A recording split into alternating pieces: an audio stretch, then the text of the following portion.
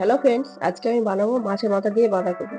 কড়াইতে তেল গরম করে দিয়ে দেবো 1 চামচ লবণ, 1 চামচ হলুদ, দিয়ে দেবো মাছের মাথা।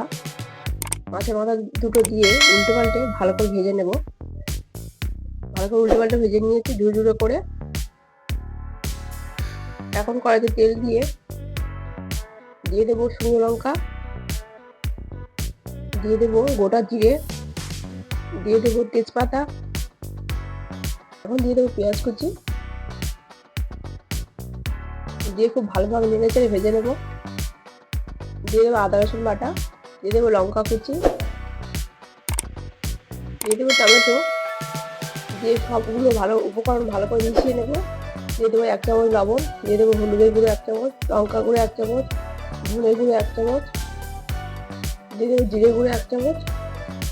দিয়ে সবগুলো উপকরণ খুব ভালোভাবে কষিয়ে নেবো। জল দিয়ে খুব মশলাটা ভালোভাবে কষিয়ে নেব।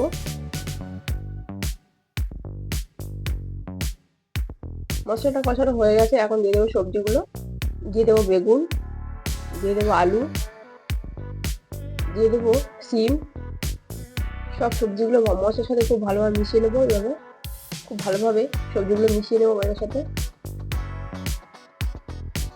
এখন দিয়ে দেবো বাঁধাকপিগুলো দিয়ে দিচ্ছি। দেখুন, সবগুলো বাঁধাকপি দিয়ে লবণ দিয়ে ঢাকা দিয়ে কিছুক্ষণ রান্না করে নেবো।